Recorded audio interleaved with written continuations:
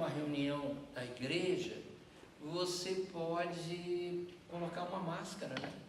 Uma máscara de crentinho, bonitinho, faz aquela cara de santo, né?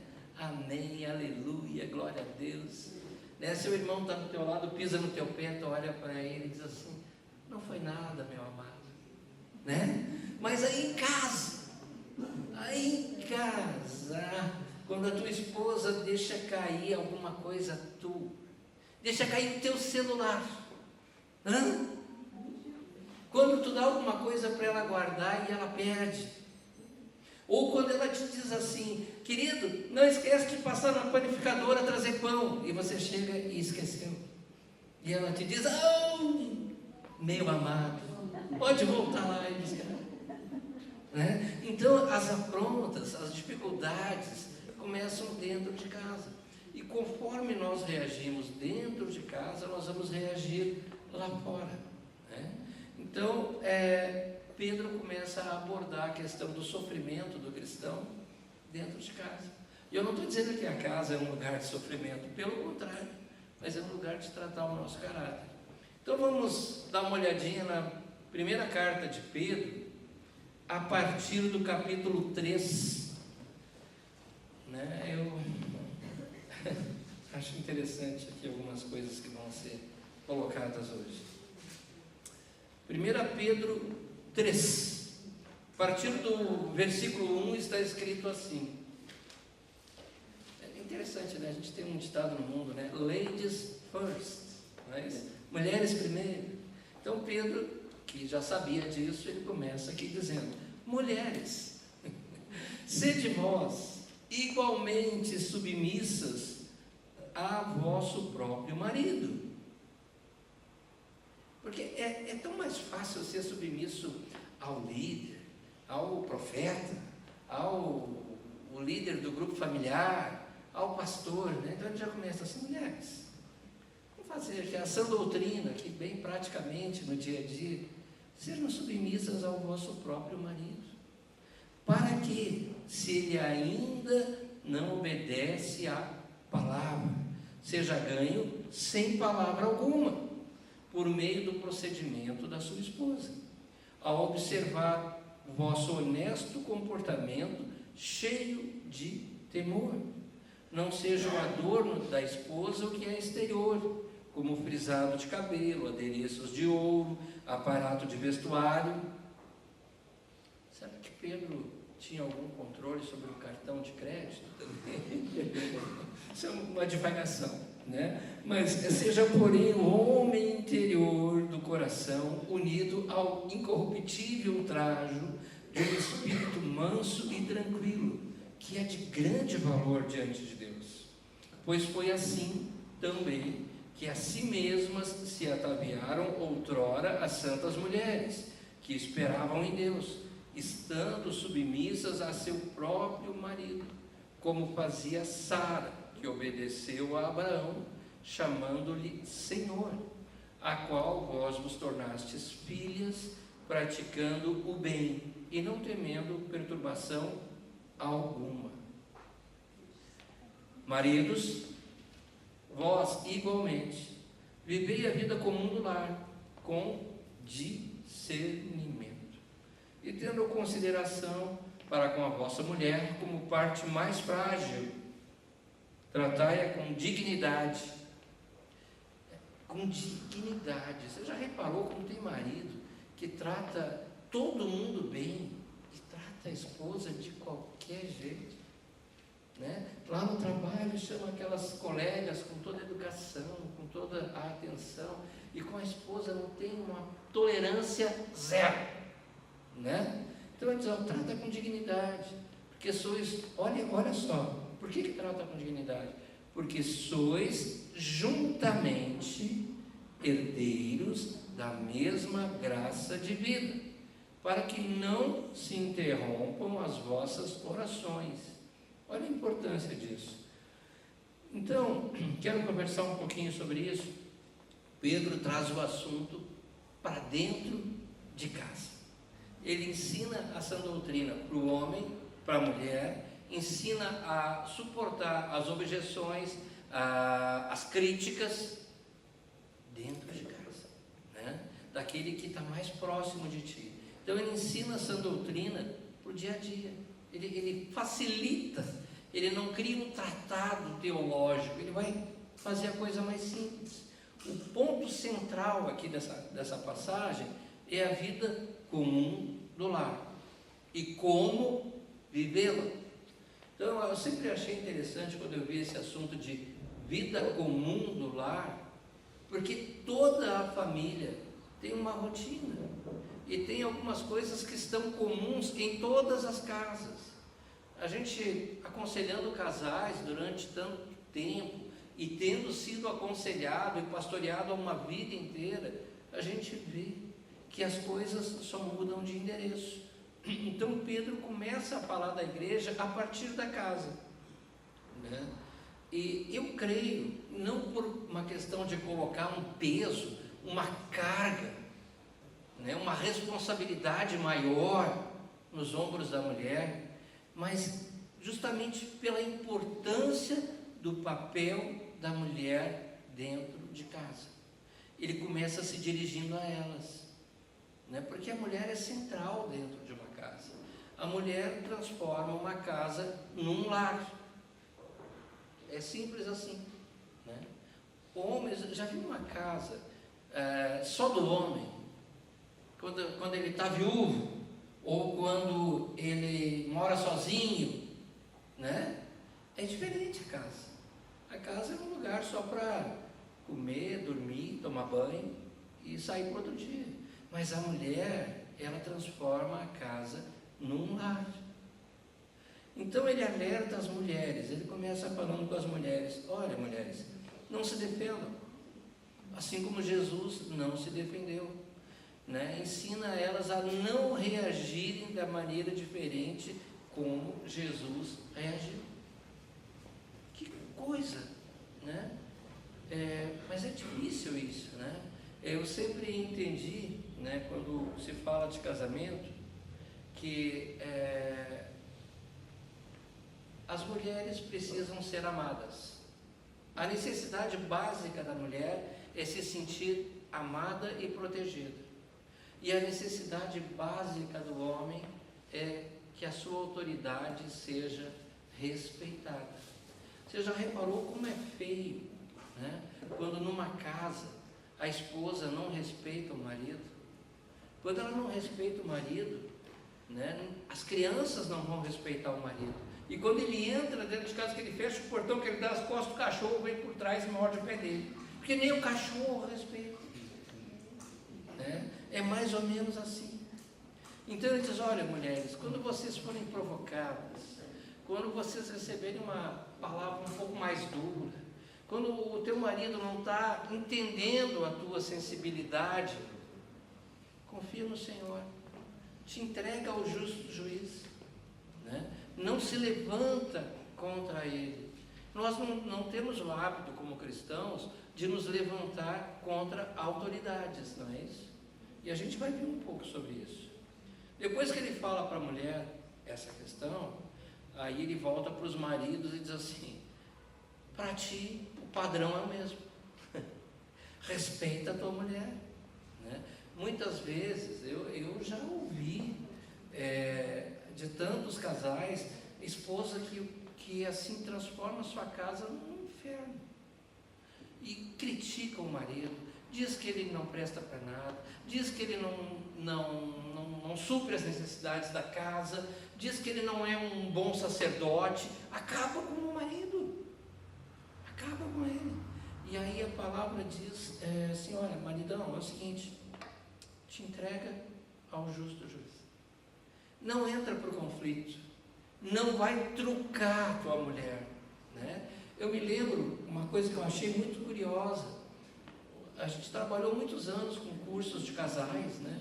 E num dos primeiros cursos de casais que nós ministramos, que eram grupos de 6, 7 casais, tinha uma irmã que ela começava a reunião, ela dizia assim: tá vendo, Miguel? Isso aqui não serve para nada, porque isso, porque aquilo, porque aquilo, porque... Rapaz!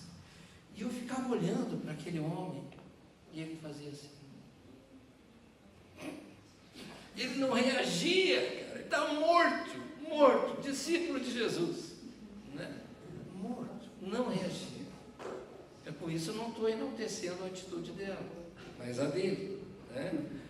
Então nós temos que saber nos conduzir com o mesmo padrão que Jesus se conduzia quando desonrados, né?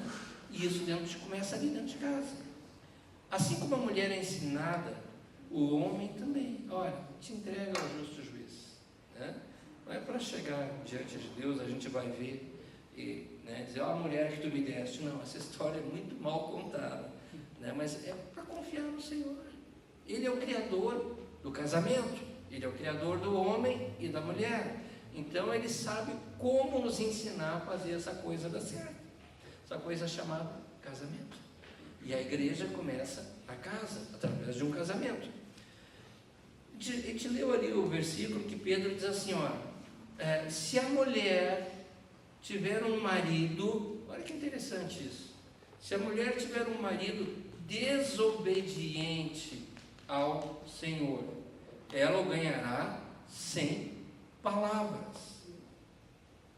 A tradução não diz assim, se a mulher tiver um marido incrédulo, se o maridão for ateu, se ele servir a outros deuses. Não, ele está dizendo assim, olha, se o teu marido for desobediente.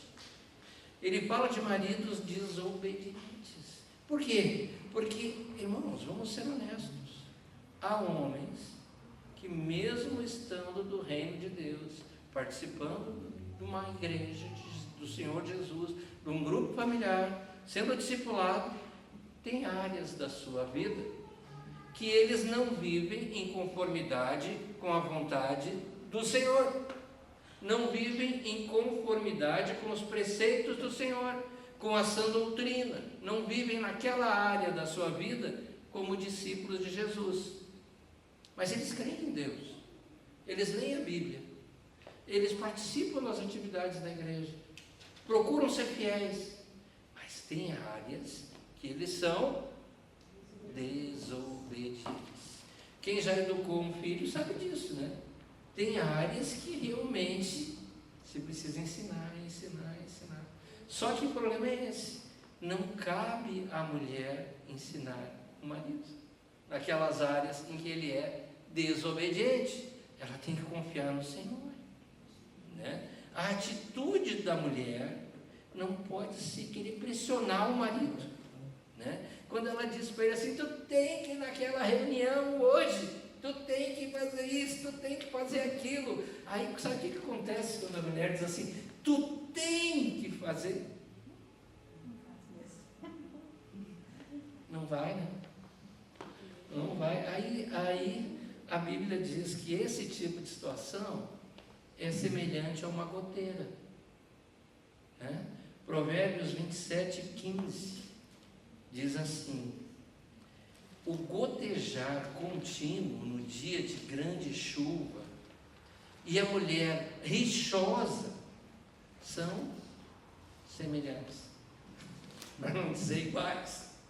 Então, esposa, né, às vezes o teu marido não ainda em algumas áreas ele não está obedecendo, ele não amadureceu. Sabe que tirar a quinta série às vezes da cabeça do homem é difícil, porque tem coisas que acontecem e o homem acha engraçado e a mulher acha que coisa mais infantil, parece que está na quinta série, mas é verdade, são diferentes, né?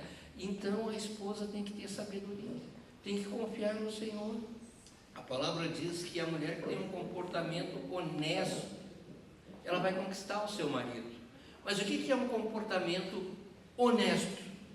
É um comportamento sincero, né? É um comportamento sem fingimento, reto, puro, que não se altera diante de uma criancice do marido ou de alguma área que ele ainda não chegou no ponto.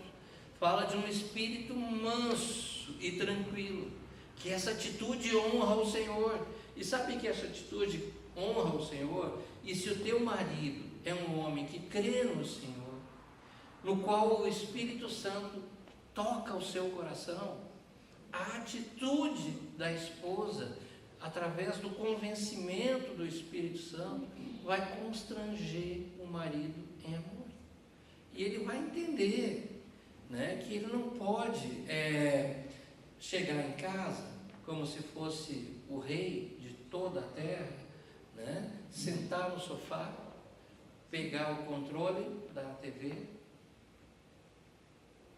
ficar ali e a mulher quer falar com ele, né? Aí daqui a pouco ele diz assim, vai demorar muito a janta? Né?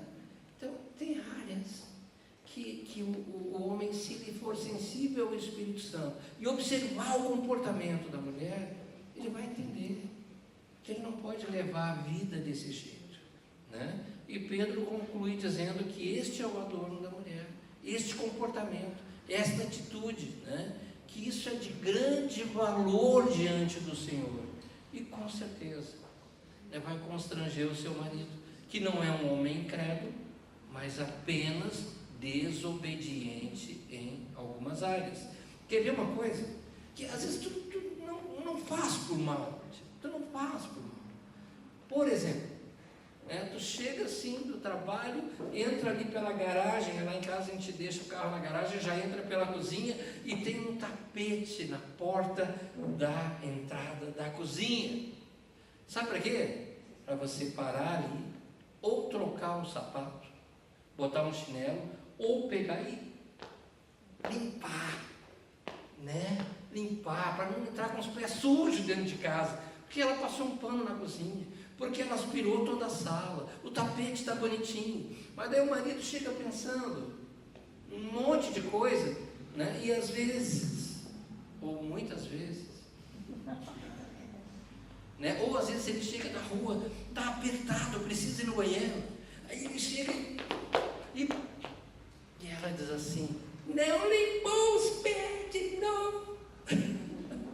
Ele não é mau, ele crê em Deus, ele é sincero, mas ele ainda não é totalmente obediente, né? Agora, dependendo de como a esposa vai tratando essa situação, ele vai dizer, poxa vida, coitada, trabalhou tanto, ela é tão organizada, que a casa está tão cheirosinha. Ele vai se deixar convencer, né? Ele vai cooperar. Tem que ser adestrado pelo Espírito Santo, não pela esposa, né? Agora, Pedro também menciona o temor a Deus como uma maneira de se portar, né? Quando a palavra fala de submissão, ela está falando de temor. E ela diz que a mulher se submete ao marido como ao Senhor. Então, vamos desmistificar esse negócio, né? Isso significa que a submissão da esposa não é ao homem, mas é ao Senhor, entendeu? Ao que ele representa. Por exemplo, né? Eu estou ali na estrada andando a 140 por hora. Os anjos já me largaram de mão há muito tempo. Eu estou por minha conta e risco. Aí eu faço uma curva e tem um policial ali, rodoviário. E ele passa assim, e você já sabe que você vai levar uma multa boa, né? E você não vai chegar ali e meter a boca e desrespeitar o policial. Não é o homem que está ali, mas é a farda, é o que ele representa. Então, quando ele fala de submissão da esposa ao marido, fala de que a esposa, entendendo que o marido é o cabeça da casa, ela vai respeitar a autoridade dele, tá? Então, o marido, ele tem um papel muito importante. Ele tem nos ombros, que é mais largo, na costinha, que é mais larga, ele tem a função sacerdotal, ele tem a função profética, ele tem a função pastoral, né? Ele tem que interceder, vigiar, guiar, suprir a sua casa, né? E então as demais pessoas da família precisam respeitar essa autoridade delegada por Deus. Meus irmãos, e eu digo isso não para colocar peso, mas porque eu acho tão importante. A mulher é o eixo dentro de casa.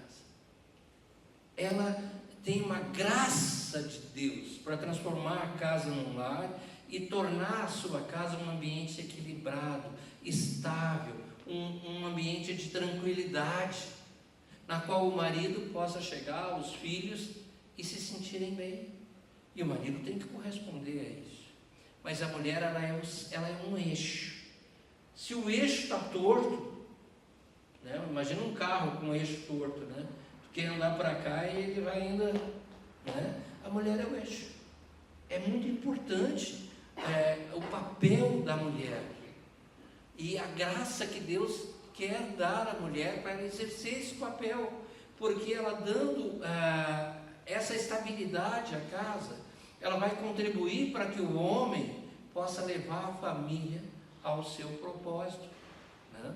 Então, quando a palavra fala de Provérbios 31, a mulher virtuosa, a gente vai ver que aquela mulher, ela traz estabilidade à casa, ela honra o seu marido, ela contribui para que ele seja honrado pelos de fora, ela contribui para que a família atinja o seu propósito.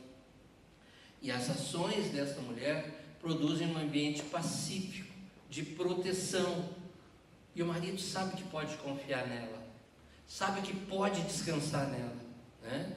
Muitas vezes, eu não sei se é só lá em casa, talvez seja, mas muitas vezes a mulher percebe as situações, né, por um ponto de vista completamente diferente do homem, se não todas as vezes. E ela percebe algumas coisas que o homem não tem a mínima capacidade de observar. É que nem quando o homem abre o armário e diz assim, não tem, está na cara dele, mas não tem, né? Aí ela diz assim, ali no cantinho, embaixo da prateleira, tu vai lá. Então é assim em todas as áreas da vida. Ela olha para as circunstâncias com um olhar diferente do homem. E ela percebe coisas que o homem não percebe. E o homem que não seja tolo, ele vai se beneficiar dos conselhos da sua mulher. Eu não estou dizendo que ele vai acatar tudo o que a mulher diz, mas ele vai aprender a ouvir o que ela fala, porque ela está muito mais dentro da casa do que o homem. Então a esposa percebe muito mais facilmente a necessidade de um filho. Ela percebe que um filho está tendo dificuldade em alguma área, né? E ela vai chegar para o marido e vai dizer, olha, eu acho que o fulaninho está precisando de uma ajuda aqui, de uma ajuda ali, né? Ou olha, tem que mandar consertar não sei o quê, porque ela está dentro de casa. E o homem, às vezes, quando ele chega cansado, né? Faz o que ele tem que fazer como coisas mínimas e quer dormir. Né? Então ele precisa aprender a se beneficiar da ótica da mulher, da graça que Deus deu à mulher, porque isso é para beneficiar a vida dele e toda a família, tá? A exortação ao marido é interessante. Trata a tua mulher como consideração. Mas o que ele quer dizer com isso, né? Mas olha, o que essa mulher quer? Eu já comprei um carro para ela, eu dei um cartão de crédito para ela, dou uma mesada para ela, se ela diz alguma coisa eu já dou para ela, o que ela quer? Aí vai falar com a esposa, vem com aquela história, carinho, atenção. Queridos, tem coisas que nem o Mastercard já resolve para ti. Você tem que investir no relacionamento, né? Então tratar a esposa com consideração, né, com dignidade, significa valorizar, sabe? Valorizar as coisas mínimas, né? Vamos ser honestos. Quantas vezes a gente entra em casa correndo e não limpou o pé no tapete, né? Ela já te olha assim meio torto e tu não te dá conta que a casa está totalmente limpa, que o ambiente está todo aromatizado, que está tudo no seu devido lugar, aquele ambiente gostoso. Quantas vezes a gente lembra de virar para ela e dizer assim: nossa, meu amor, puxa vida, que gostoso que está aqui. Ah, você fez isso, você fez aquilo. Olha, o almoço está uma delícia, né? Quantas vezes a gente lembra de honrar e respeitar e valorizar a esposa nas coisas mínimas. A tua roupa que tu pega para vestir, né? Está arrumadinha, a camisa está lá no cabide, a calça está dobradinha. Coisas, sã doutrina, dia a dia, coisa básica. Honrar, valorizar, servir, né? O primeiro ele fala então da dignidade, e daí depois ele diz que a mulher é o vaso mais frágil, né? O homem que não discerne isso, ele não está cumprindo o seu papel com responsabilidade, e nem com entendimento, e nem com sabedoria. Interessante a gente olhar por trás desse versículo, que diz assim: olha, a mulher é a parte mais frágil. Aí a gente esquece, porque quando ele diz que a mulher é a parte mais frágil, ele está dizendo que a outra parte também é frágil. Não parece, mas vamos colocar assim: o homem é aquele copo de cristal Sica, que tu usa no dia a dia, que ele dá aquelas batidas assim e nem lasca. A mulher não. A mulher é um cristal fino, é um cristal sensível. Se tu bater um pouquinho, ele quebra. Então ele está dizendo: os dois são frágeis, cada um tem as suas áreas de fragilidade. O marido precisa entender as áreas de fragilidade da esposa e protegê-la, e a esposa precisa entender as áreas de fragilidade do marido e protegê-lo, né?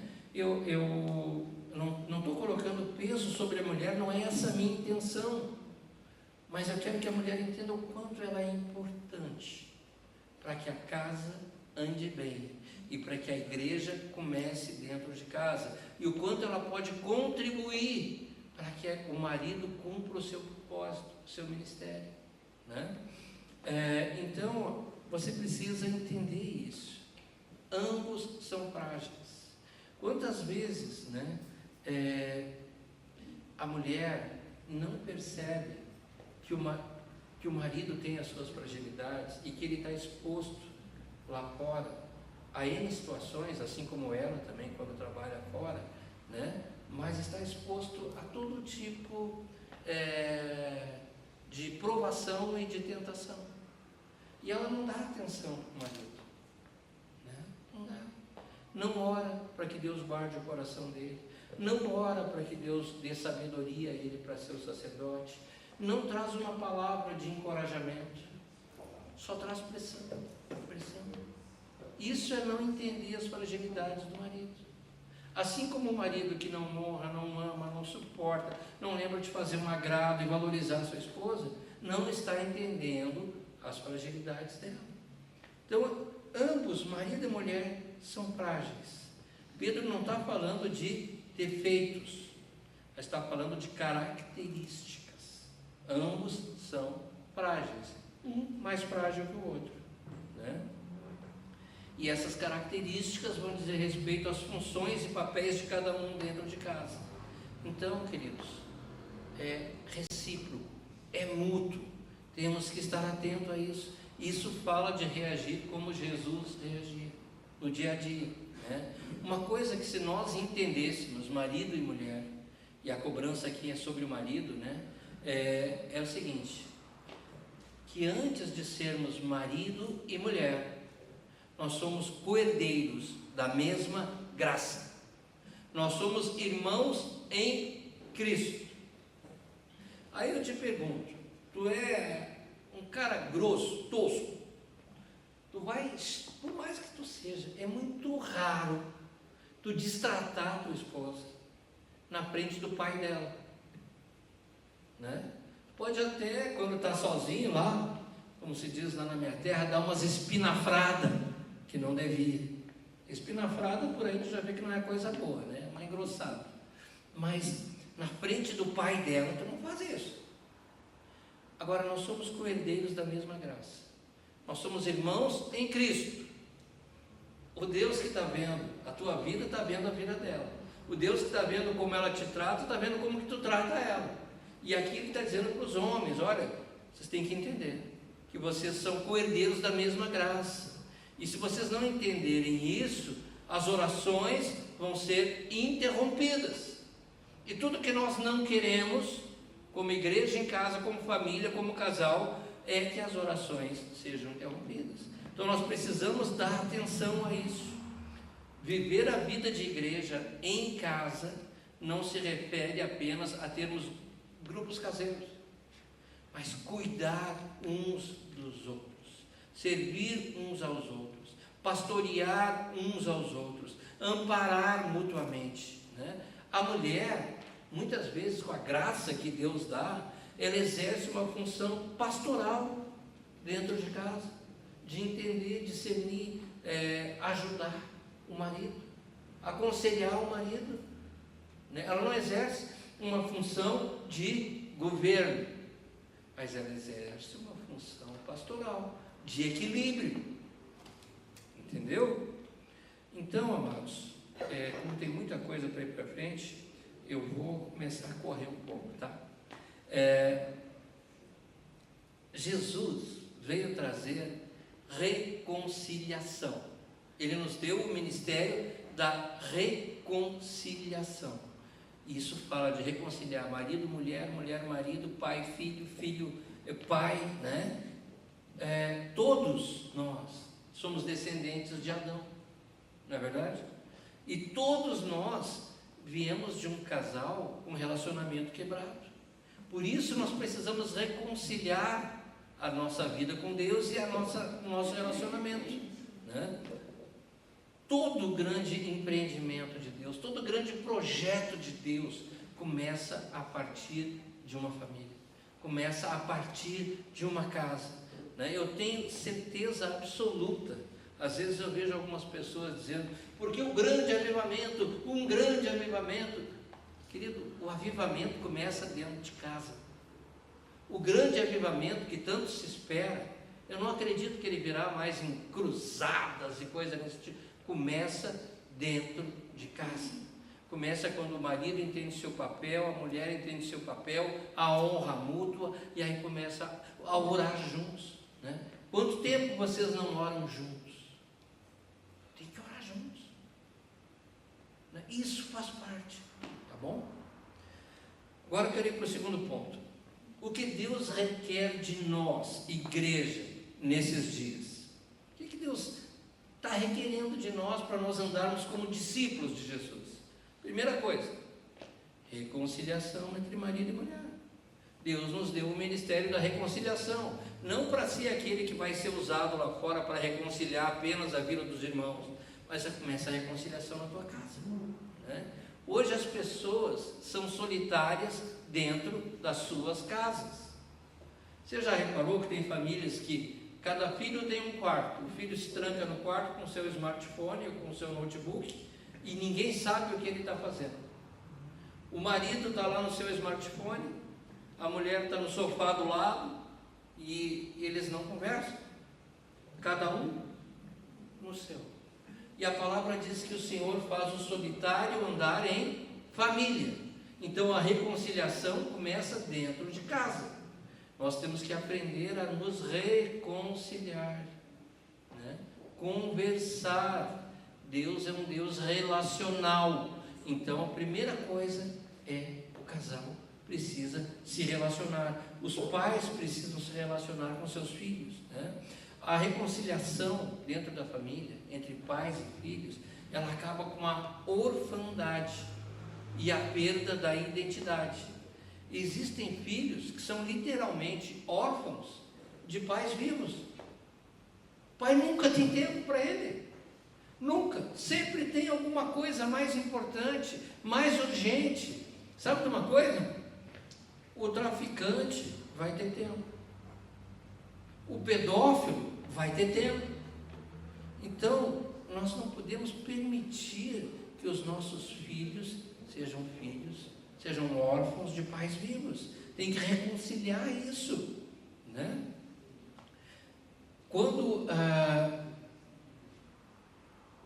Quando nós adotamos essa postura, nós vamos quebrar essa maldição de orfandade dentro de casa. Eu me lembro que a minha filha, olha, eu tenho 1,69 m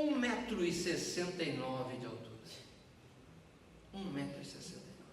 Pense num homem grande, forte, valente. E aí a minha filha diz assim: quando meu pai está em casa, eu não temo nada. Elas diziam isso quando era solteira, até casada. Porque elas sabiam que podiam confiar no pai incondicionalmente, porque tinham um relacionamento com o pai. Então nós temos que reconciliar, resgatar. A palavra diz em Malaquias que o Senhor converterá o coração dos pais aos filhos e dos filhos aos pais, para que ele não venha e fira a terra com maldição. Então os nossos filhos não podem ser órfãos. Uma casa que se propõe a ser igreja, ela tem que estar com isso ordenado. Então, relacionamentos quebrados. Quantos casais, quantas famílias nós sabemos que o filho não seja passa meses sem falar com o pai, ou que não fala com o pai, com a mãe? Relacionamentos quebrados. E a palavra fala que o Senhor converterá o coração dos pais aos filhos. Então tem que partir de nós. Temos que fazer a nossa parte. A reconciliação no meio da igreja. Irmãos, eu sou crente velho. Sabe, quando eu penso que eu já vi tudo, eu não vi tudo.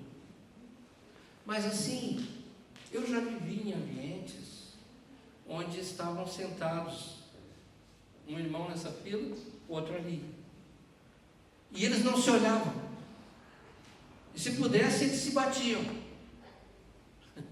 e depois o pastor dizia: agora vamos tomar a ceia. Aí eles vinham nos primeiros. Irmãos, quebra de relacionamento dentro da igreja. Não pode, irmão processando o irmão dentro da igreja. Por que não sofre o prejuízo? Por que não sofre o dano? Uma vez eu fui aconselhar uma situação dessas.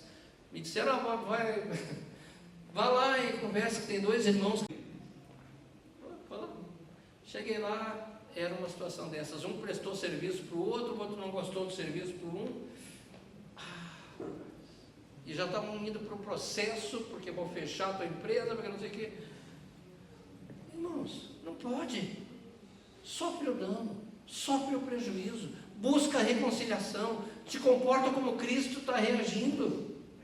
A palavra diz em Coríntios 5,18: ora, tudo provém de Deus, que nos reconciliou consigo mesmo por meio de Cristo, e nos deu o ministério da reconciliação. Para isso que nós somos chamados. Quando você passa por um processo de reconciliação, este relacionamento, seja marido e mulher, seja relacionamento pai e filho, seja relacionamento dentro da igreja, ele tem que voltar no mínimo no mesmo patamar que ele estava antes, para não dizer que ele tem que ter um patamar melhor. É precioso quando isso acontece.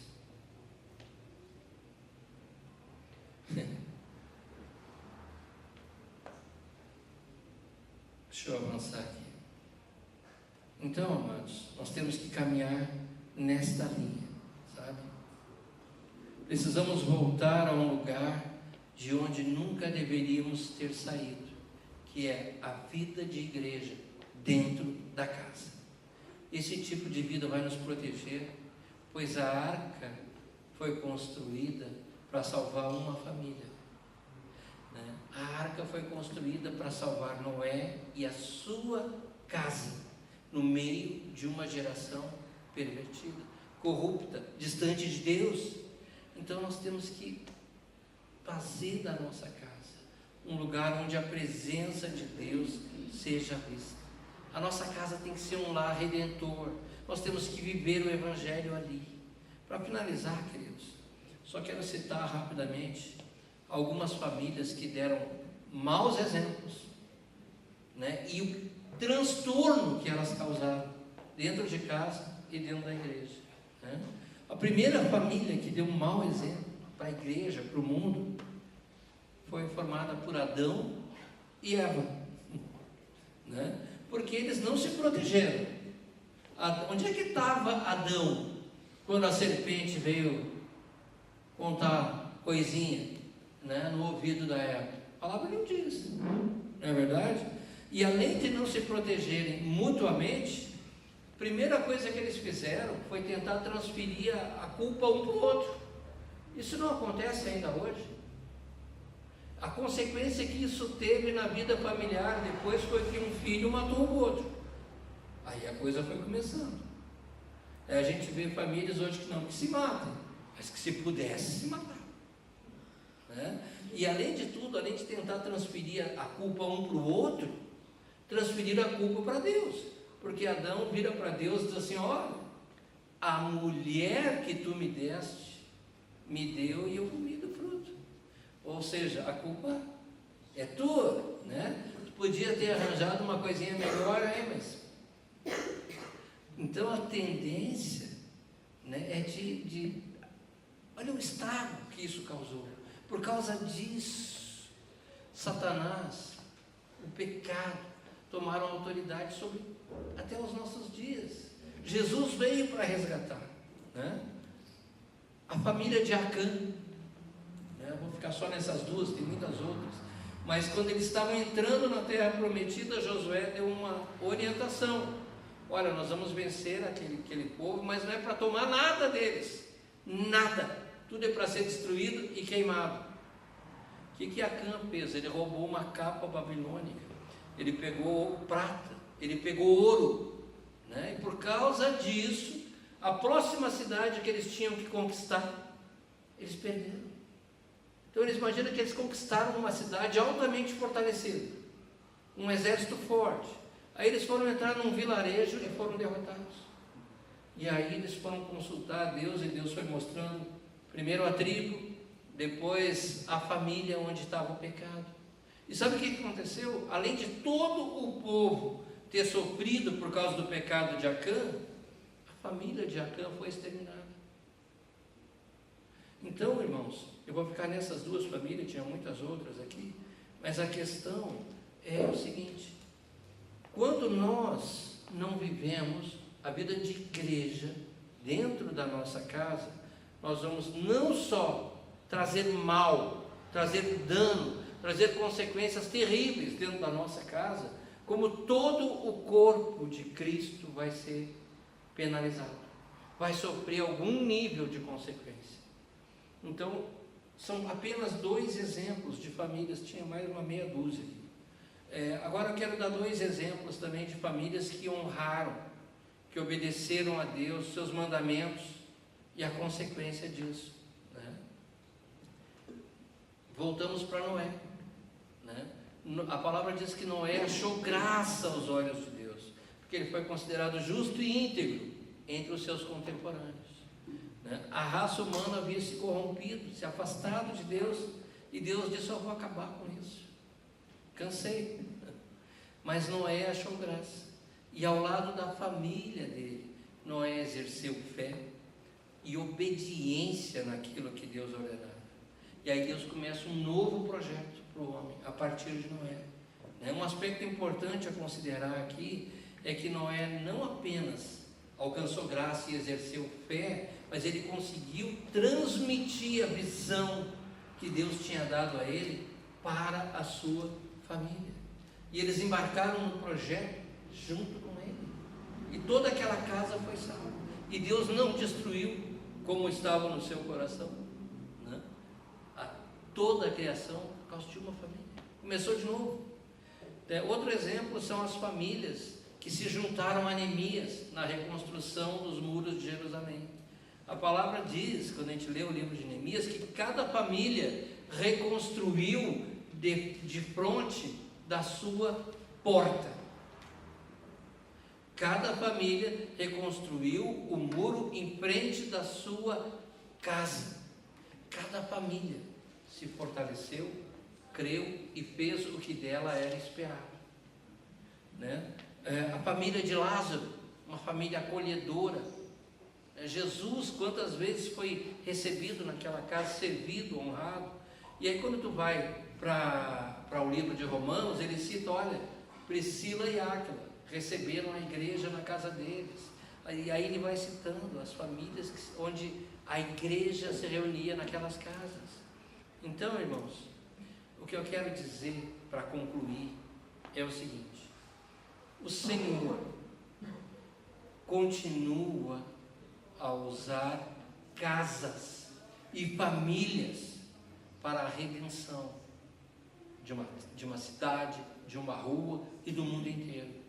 E eu quero te dizer o seguinte: permita, a gente vê ali no livro de Romanos uma relação de casas, a igreja que se reúne na casa do fulano, a igreja que se reúne na casa do Beltrano, do Cicrano, e ele vai dizendo: permita que o Senhor coloque o teu nome nessa lista, como casas que são referência da igreja de Deus. Permita que ele possa dizer: a igreja que se reúne na casa do Zé, do Ricardo, do Reinaldo, do Felipe, do Gabriel,